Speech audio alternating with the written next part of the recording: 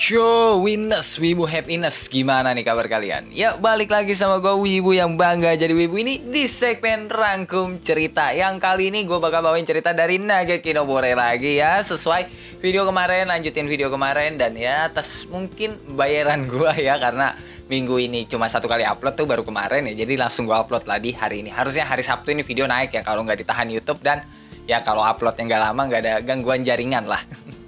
Dan gue mau ngingetin ya buat lo yang belum nonton video rangkuman web novel Nageki no Bore sebelumnya, lo bisa cek ke playlist karena di situ ada playlist dari rangkuman novel Nageki no Bore, atau ya lo bisa langsung cek deskripsi aja lah. Di situ ada link dari playlist rangkuman novel Nageki no Bore. Ya lo bisa nonton video sebelumnya dulu lah cuk ya, biar lo nggak pusing gitu loh kalau langsung nonton video yang ini. Dan perlu gue ingatkan, yang gue bahas ini WN-nya, oke, web novelnya bukan light novelnya. Jadi ya maklumin aja kalau misalnya ada perbedaan dari yang lo tahu, karena ya kebanyakan ya baca light novelnya gitu, bukan web novelnya. Nah, cerita itu dibuka sama Cry dan Chris tuh yang pergi ke gedung asosiasi Hunter. Dan ya alasan Chris ikut sama Cry karena ya Chris itu udah jadi salah satu orang yang bakal ya ikut ke quest ngawal kaisar itu. Ya Chris sih niatnya ngajak Mami Lapis gitu ya, bukan ngajak si Loli Tepos ini gitu loh. Tapi ya Mami Lapis itu nolak dan dia nyuruh Chris yang ikut sama Cry. Yang awalnya Chris nolak lah gitu kan, ogah banget dia ada di bawah perintahnya Cry gitu loh. Tapi ya karena dipaksa sama Lapis ditambah Lucia yang juga ya ikut dalam pembicaraan itu ya kan, itu maksa si Chris juga buat ikut. Jadi ya mau nggak mau ya Chris itu ikut gitu loh buat gantiin Lucia sama Lapis yang nggak bisa ikut. Dengan kata lain ya Chris itu bakal jadi charger artefaknya Cry gitu kan, sesuai sama apa yang Cry butuhin, yaitu charger berjalan gitu loh. Dan pas Cry sama Chris itu sampai tuh kan di gedung asosiasi Hunter, mereka ketemu tuh sama komandan kesatria kekaisaran yang udah nungguin buat ngebahas lebih lanjut quest ngawal kaisar. Sekalian juga gitu loh Cry pengen ngasih list orang yang bakal dia bawa itu selama quest ngawal kaisar lah. Yang pas dibaca ya sama si komandan ya, kertas listnya si Cry itu dia kaget banget gitu loh. Karena ya susunan partinya Cry itu kacau banget ya. Gimana enggak ya, satu golem, 3 magician dan satu anomali nggak tahu jobnya apa gitu loh. Maksudnya ya si Cry yang anomali itu. Dan itu kurang kacau apa lagi coba loh. Bahkan ya Cry aja sadar kalau susunan partinya kali ini tuh sama sekali nggak jelas gitu loh. Tapi ya mau gimana, emang nggak ada orang juga yang bisa dia ajak ke quest kali ini. Karena ya setiap dia ngajak orang pasti ada aja lah alasannya gitu ya. Biasalah mereka pada ogah gitu loh kalau jalanin quest bareng sama Cry, terutama yang satu clan sama Cry ya. Soalnya ya mereka kan udah tahu gitu loh, lu ikut sama Cry mati mah kagak ya, emang nggak bakal mati kok, tapi ya lu bakal ngerasain antara hidup dan mati. Nah, pas komandan kesatria itu komen ya soal susunan partinya Cry ya, Chris itu langsung ngomong tuh, ya elah tenang aja sih, selama ada gue pasti aman lah ya. Chris ngomongnya pakai nada yang sombong gitu lah, yang diceltukin tuh sama Cry. Ingat, tugas lu itu cuma jadi charger berjalan doang. Yang spontan Chris langsung marah-marah tuh kan ke Cry dan ngomong kalau itu gara-gara disuruh Lucia gitu loh. Kalau bukan gara-gara Lucia, ogah banget dia nurutin Cry yang ya cuma diyayain aja lah sama Cry, sampai bikin Chris emosi dan ngungkit tuh soal party Starlight yang masuk clan first step gara-gara Cry janji bakal ngasih Lucia ke party Starlight. Ya Cry sih nggak pernah janji ya kalau dia bakal ngasih Lucia gitu. Cry cuma ngomong kalau party Starlight ini boleh kok ngawasin Lucia, udah toh sebatas itu doang gitu loh ya. Intinya party Starlight itu salah ngartiin omongan Cry yang ambigu lah. Dan Chris di situ terus ngebacot kan sampai bikin Cry kesel dan nyesel juga gitu loh, dia ngebawa Chris ya kan yang ya udah ngebacot doang di situ. Sedangkan komandan kesatria kekaisaran yang ngelihat Chris sama Cry ya kan lagi berdebat gitu, dia ngebatin dasar anak muda, yang padahal ya umurnya Chris itu jauh lebih tua ketimbang si komandan itu. Nah, party yang Cry bawa buat quest ngawal kaisar itu kan kacau banget tuh. Tapi ya gue nggak tahu nih isi otaknya si komandan itu apa, karena ya dia setuju aja gitu loh sama susunan party Cry yang nggak jelas itu, sampai ya bikin Cry bingung. Tapi ya si komandan itu ngomong, gue percaya kok sama lu. Lu udah pernah ngelawan Kitsune kan? Yang dalam hati ya Cry ngebatin, mata lu percaya sama gue. Setelah itu cerita berpindah ke Cry dan Eva tuh, dan mereka itu ngebahas soal bandit yang ada di Tozan tuh, yang mana ya Tozan itu kerajaan yang jadi tempat pertemuan antar negara itu. Nah, Eva itu ngasih list bandit tuh yang ada di Tozan kan sesuai perintahnya Cry, dan Cry itu kaget banget karena ya jumlah banditnya banyak banget. Dan walaupun Cry masih masang poker face di situ, Eva tahu kalau Cry itu kayak khawatir banget lah. Makanya Eva nenangin Cry gitu kan, macam istri yang nenangin suaminya gimana sih. Dan Eva di situ juga ngomong, gak usah khawatir gitu kan, perjalanannya pakai kapal udara dan bukannya tenang, Cray malah makin khawatir lagi karena ya kemungkinan bakal ada nih bajak laut udara, dan itu malah bikin Eva bingung karena ya dia nggak pernah dengar gitu loh soal bajak laut udara itu apa dan kayak gimana, dia nggak tahu gitu loh. Dan ya Cray bisa mikir kayak gitu karena ya kebanyakan baca buku fiksi yang menurut Cray ya hal itu sebenarnya bisa direalisasikan gitu loh, tapi ya entah kenapa kok nggak pernah ada gitu loh. Terus Craig ngomong tuh bakal muncul bandit lah, bakal muncul monster lah, monster unik bakal muncul, bakal ada bencana alam, dan ya kejadian-kejadian aneh lainnya bakal terjadi lah. Craig terus ngomong kayak gitu sambil milih artefak-artefak yang bakal dia bawa, dan alasan Craig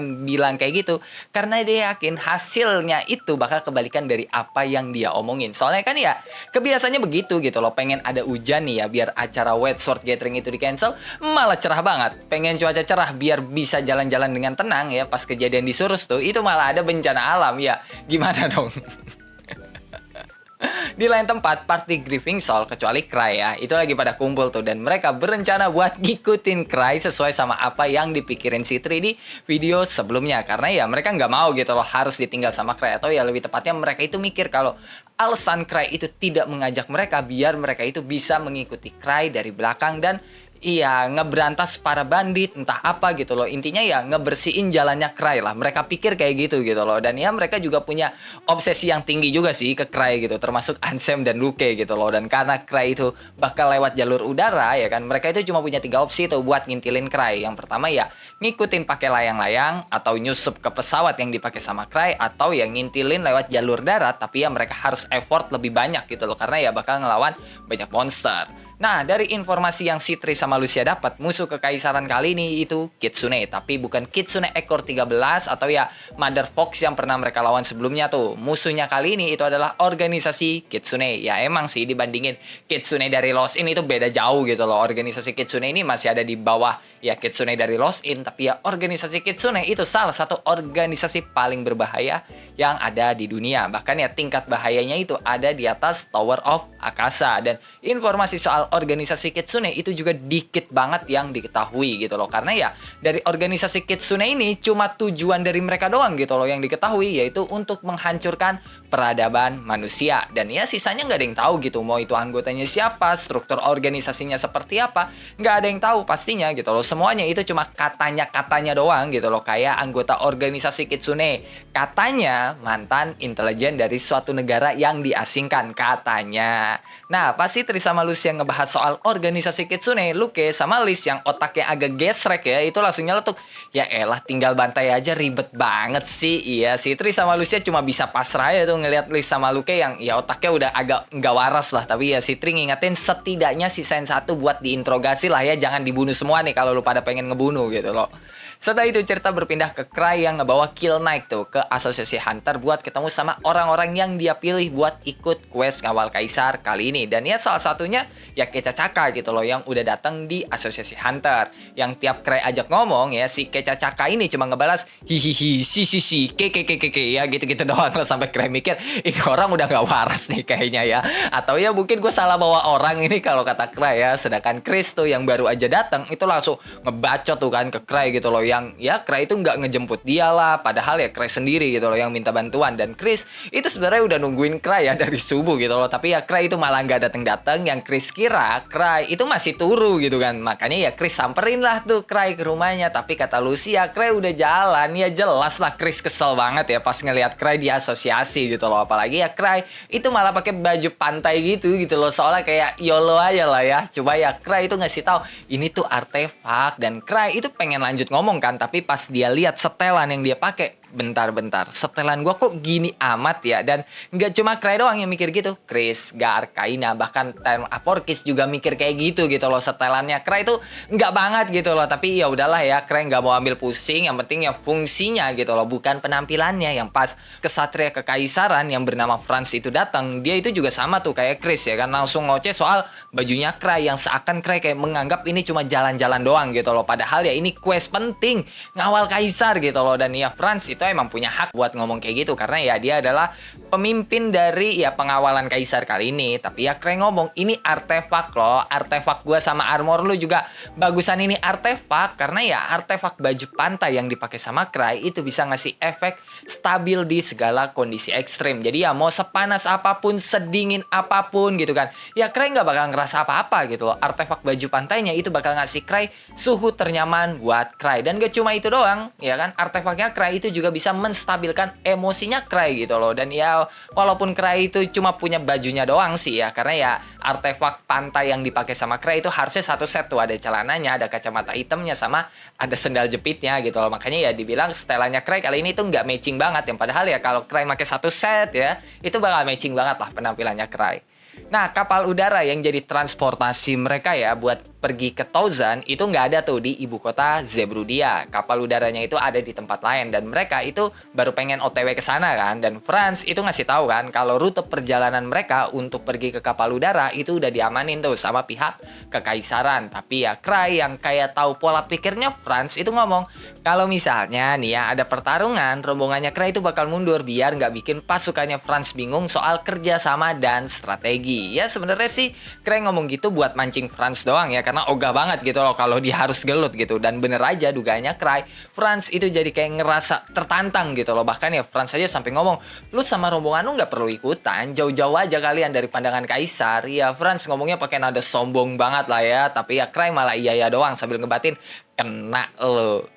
Nah, nggak lama Kaisar datang tuh kan, dikawal sama banyak banget kesatria kekaisaran. Dan kereta kuda yang dinaikin Kaisar itu kereta kuda yang mahalnya lebih-lebih lah ya dari utangnya Cray gitu. Karena ya bukan cuma kudanya doang nih yang bikin mahal, tapi keretanya aja udah mahal banget gitu loh. Soalnya terbuat dari mithril dan juga adamantite yang nggak mungkin gitu loh bisa ditembus pakai peluru dan juga ya sihir-sihir menengah ke bawah. Yang ya jelas lah kayak Cray iri banget di situ, dia pengen banget gitu loh punya kereta kuda begitu biar kalau liburan dia nggak perlu mikirin soal bahaya lagi. Ya gimana enggak ya, mithril sama adamantite ya udah gitu loh, itu pasti bakal aman banget lah di dalam kereta. Tapi ya Cray itu nggak terlalu mikirin juga sih, soalnya kan dia udah punya karpet. Bahkan ya pas Franz udah nyiapin kuda nih ya buat Cray, dengan santainya ya Cray nolak gitu loh dan ngomong, siapa yang butuh kuda kalau gue udah punya karpet terbang, gue udah punya kendaraan pribadi kok. Ya Cray pede banget tuh ngomong kayak gitu. Yang ya udah pas semua orang udah pada jalan baru tuh kan Cray naik karpetnya yang dalam sekejap semua orang itu langsung kesalip tuh kan sama Cray yang naik karpet. Dan semua orang pada ngeliatin Cray, anjir cepat banget gitu. Tapi ya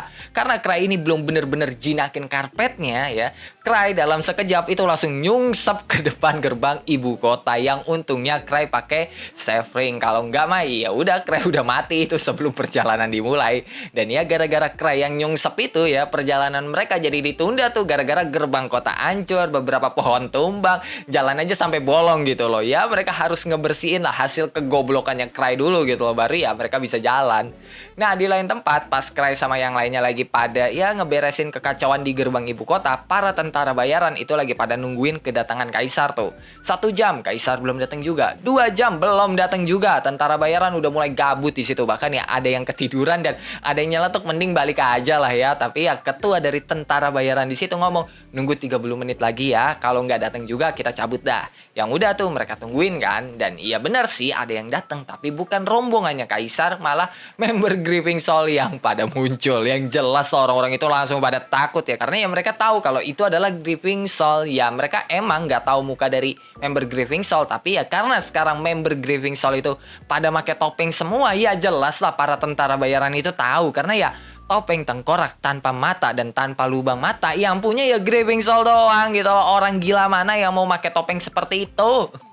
Nah, Lee sama Luke ya kan di situ ngomong tuh, Sasuga Cray pasti dia udah ngerencanain jatuh di depan gerbang buat ngulur waktu sampai ya mereka atau member Grieving Soul itu bisa ngurus para kroco-kroco ini. Dan ya itu disepakati juga sih sama Ansem, terus sama Lucia dan juga sama Citri. Dan Lee sama Luke itu pengen duel kan siapa yang paling banyak ngebunuh para tentara bayaran di situ. Tapi ya Citri langsung motong untuk tidak membunuh para tentara bayaran itu karena ya bakal susah nih beresin mayat sebegitu banyaknya gitu loh. Apalagi ya waktu mereka mereka mepet nih ya, karena ya sebelum Cry sama yang lainnya datang, mereka harus bisa nih ngeberesin para tentara bayaran itu gitu loh, biar mereka nggak ketahuan. Dan kalau semuanya dibunuh ya bakal makan waktu banget gitu loh. Makanya ya Citri nyuruh Lucia buat nangkep para tentara bayaran itu, abis itu lepasin mereka di dalam dungeon. Yang walaupun Lucia ngedumel soalnya itu bukan perkara yang gampang, tapi ya sama Lucia tetap diturutin tuh, karena ya Citri ngebisikin Lucia, demi Cry, ayolah demi Cry.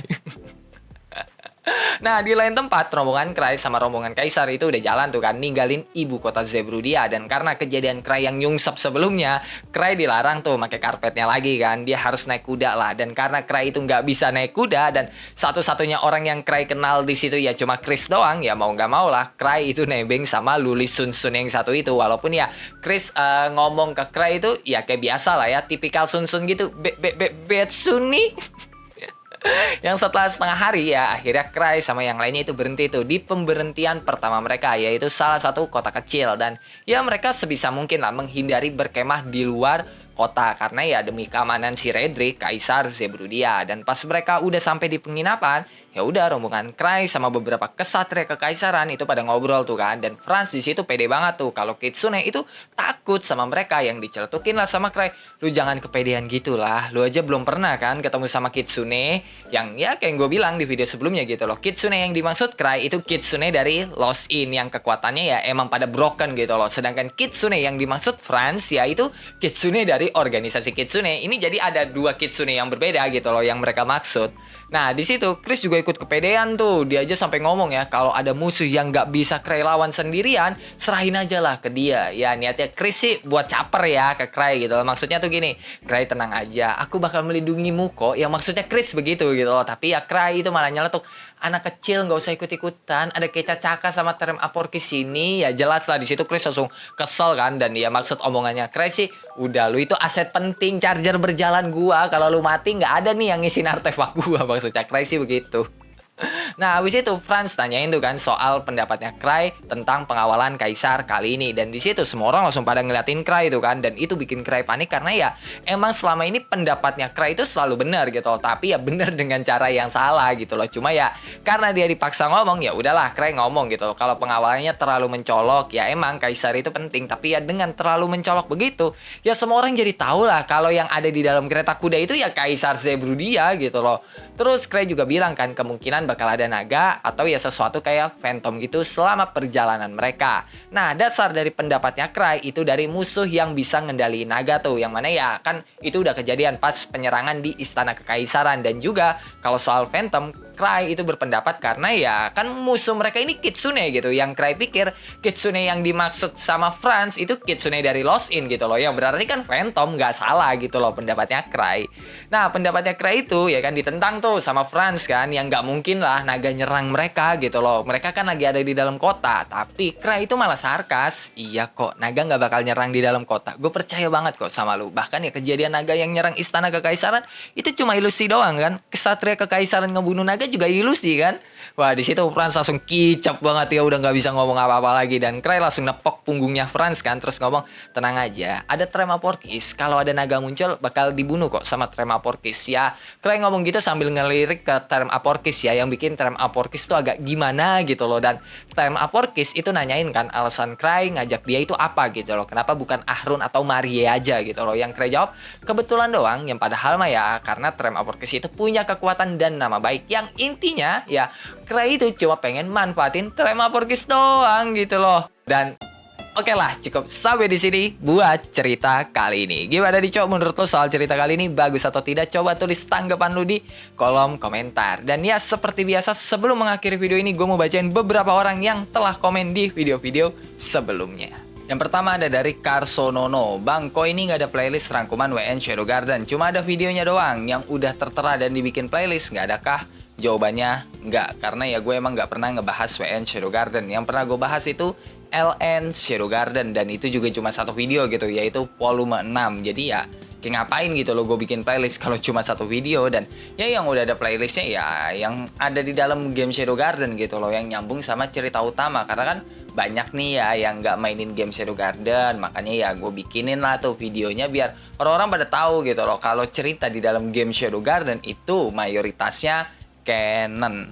Kedua ada dari Asep Forger. harusnya ngajak Ansem biar pada jadi patung tuh kerajaan lain. Janganlah, kasihan ya kalau ngajak Ansem, pintu aja kayaknya nggak bakal muat gitu loh buat ya Ansem masuk gitu. Pintunya kayaknya kependekan dan ya ruangannya kayaknya nggak nyampe setinggi Ansem gitu kan. Karena ya tingginya Ansem yang kita tahu kan lebih dari 4 meter. Terus ketiga ada dari Tegar Aditya. Bang Sio, Kagegetsu kapan? Red Suden dan Apocrypha sudah keluar di game dan canon. Buat keduanya bakal gue bahas kemungkinan minggu depan ya. Terutama yang time travel ya kan, yaitu Apocrypha udah pasti bakal gue bahas gitu. Karena wah itu salah satu cerita Kage no Jutsu Rekusa yang keren banget sih Apocrypha ya. Itu milkingnya kayak gue gak nyangka milking bisa sebagus ini gitu loh. Ya itu bakal gue bahas. Dan ya Red Suden juga bakal gue bahas sih, cuma ya nantilah ya. Dan BTW Apocrypha itu ya set story dan spin-off non canon, sedangkan Red Suden itu yang canonnya ya. Ini jangan kebalik nih, Red Suden ntar dibilang non canon lagi anjir. Dan terakhir ada dari Reka Niyarnaika. Bang, lu diculik bandit barel ya? Waduh, iya bener, gue kemarin diculik bandit barel tuh. Ya sekitar 3 hari lah ya gue diculik bandit barel. Dan ya itu aja sih buat beberapa komen di video-video sebelumnya. Yang kalau lu juga punya pertanyaan, pendapat, saran, requestan, atau bacotan-bacotan gak penting lu pada lu bisa tulis di dalam kolom komentar. Kalau lu suka sama video kali ini, lu bisa tekan tombol like. Kalau lu gak suka, lu juga boleh dislike. Gue gak maksa lu kocok buat tekan tombol like. Dan jangan lupa buat ngopi hari ini. Sampai jumpa di video selanjutnya, and bye-bye.